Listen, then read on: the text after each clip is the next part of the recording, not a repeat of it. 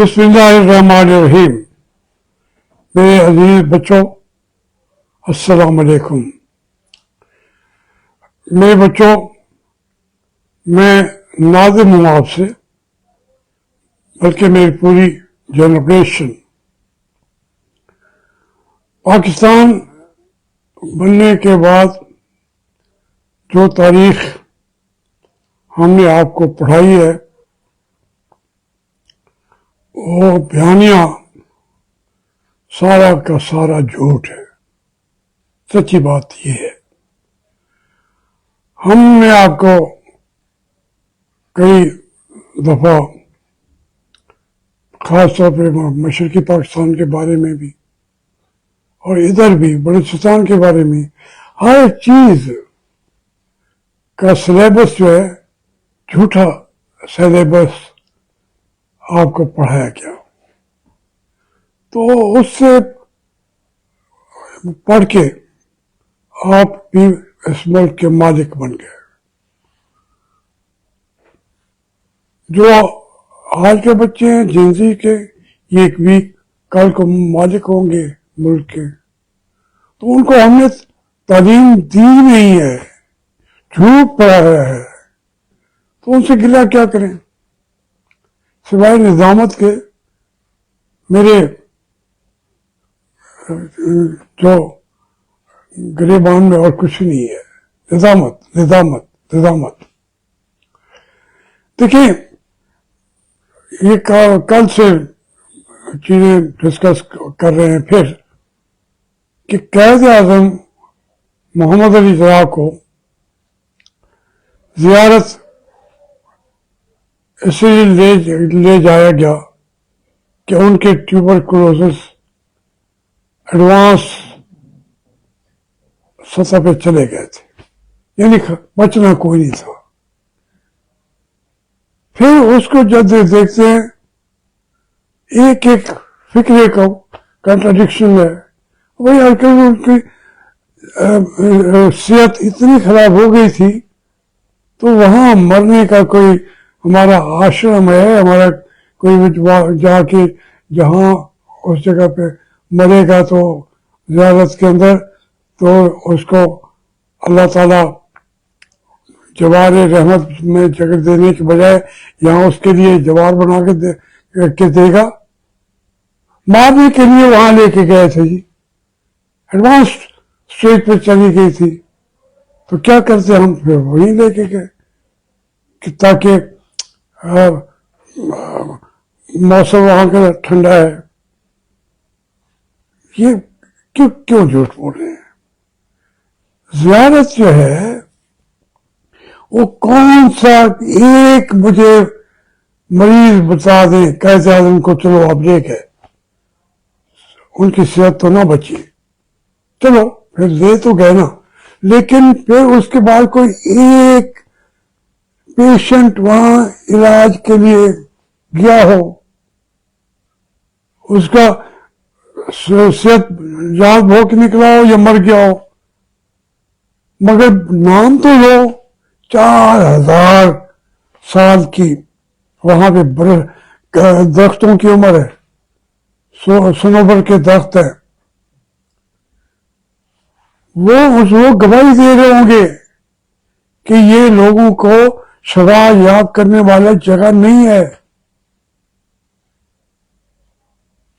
काजी ईसा ने कह दिया, फिर यहाँ प्रेशर रहते कराची में, तो कराची का भी ये कहते हैं कहा था उन्होंने, लेकिन फिर उन्होंने कहा कि यहाँ काम का दबाव बढ़ जाएगा, तो फिर वहां जाके दबाव खत्म हो गया।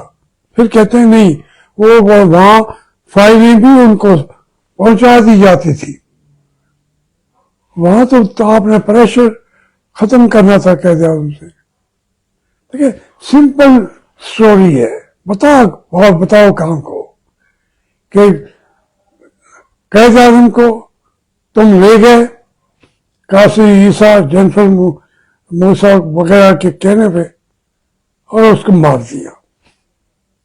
उसके बाद वो वापस जिंदा आने का कोई चांस ही नहीं था।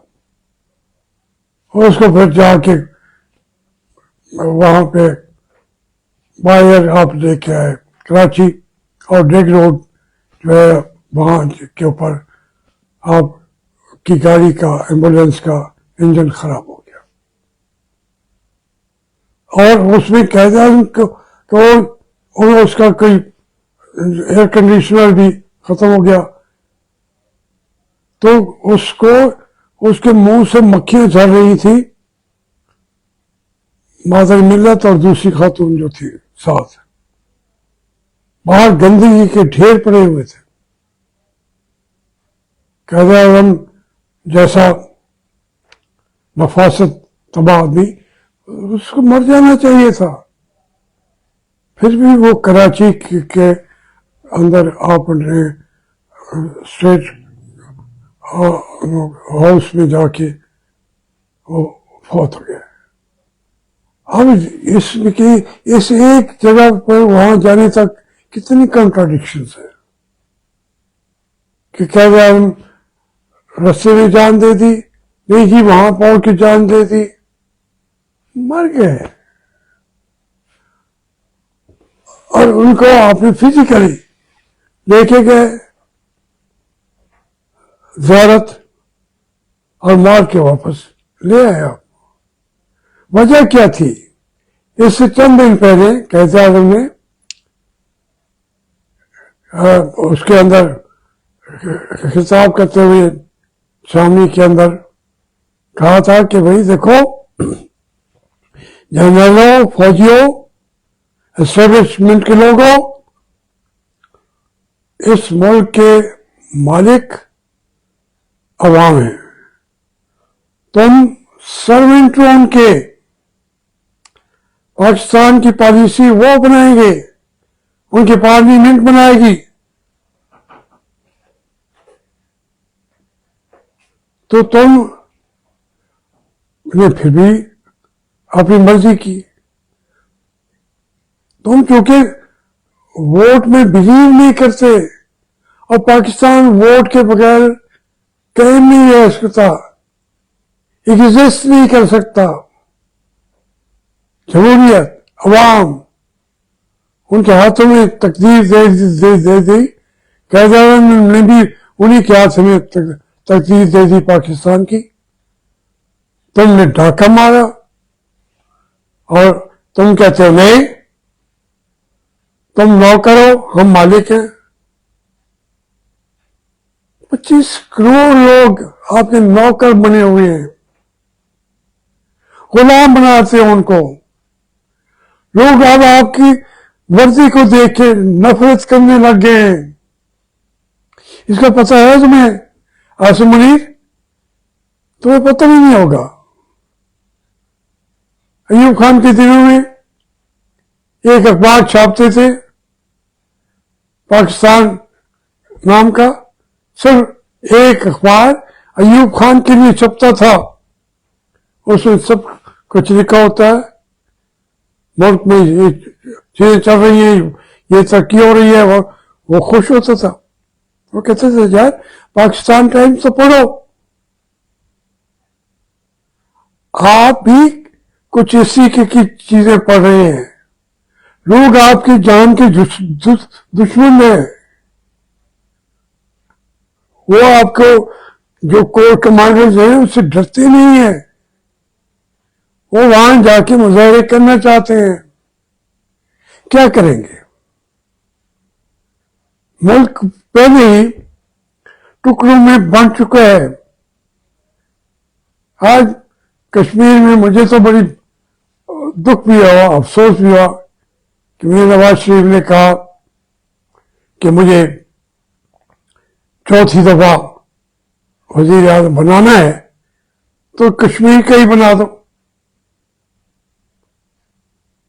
نواز کہتے میں شہباز شریف سے کہوں گا، اور بھائی شہباز شریف کو پاکستان کا وزیر اعظم جو بنا بیٹھے تھے، پتہ میں کب تک بیٹھے، کب تک ہوں یہاں پہ، مانگی تانگی کی وزارت عظمیٰ ہے، اور دوسرے بھائی کو وہ وزیر اعظم بنا دے آزاد کشمیر کا، اور آزاد کشمیر بنے ہو پھر دیکھ لیں وہاں پہ بھی کیا اثر ہوتا ہے میاں نواز شریف کا. میں تو خوش ہوں گا, چلو کوئی وزیر اعظم تو ہے, آزاد کشمیر کا صحیح, کوٹری کا بنا دے ان کو,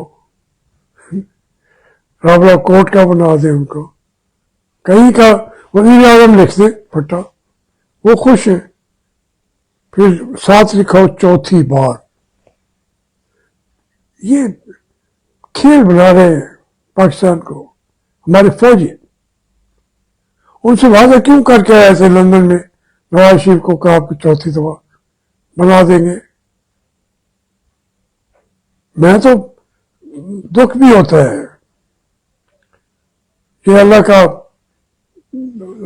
وہ عذاب ہے. آپ زندگی کے سامنے اس نواز شریف کو بھی دیکھتے ہیں جو 2/3 میجارٹی لے کے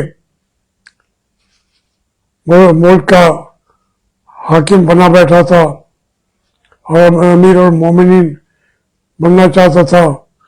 آج وہ آزاد کشمیر کی وزارت مانگ رہا ہے کہ چلے روٹی آپ نے کھا دی ہے, ہڈیاں تو ادھر پھینک دیں. اتنا, اور ان کی یہ پوزیشن آنی تھی میاں نواز شریف کی. اللہ معاف کرے. دیکھیں بات یہ ہے کہ یہ جو آپ جتنے بھی یہ لیڈر بنے پھرتے ہیں, جب آپ واضح کر کے عوام سے آتے ہیں کہ ہم آپ کی ترجمانی کریں گے, اور آپ وہاں جا کے ترجمان بن جاتے ہیں اسٹیبلشمنٹ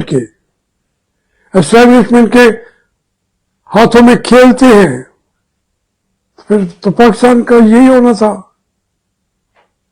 ایک اتنا بڑا ملک, نظریاتی مملکت, جو سب ملکوں سے پاکیزہ سرزمین, پاکستان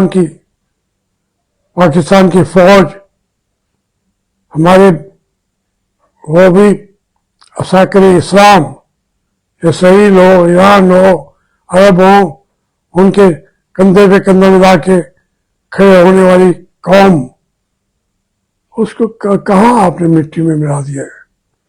میرے فوجیوں, میرے جنرلوں, سمجھ جاؤ. نہیں سمجھتے مجھے آ کے پکڑو گے, مجھے کبھی پکڑ سکے ہو, مجھے گرفتار کر سکتے ہو. حالت تو تمہاری یہ ہے, ہمارے گھروں میں گھس جاتے ہو, گھس جاؤ, کیا ہوگا.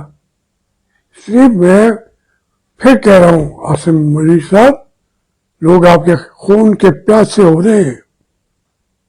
بخدا قسم اٹھا کے کہتا ہوں, یہ میری قسم پہ یقین کر لو. خدا حافظ.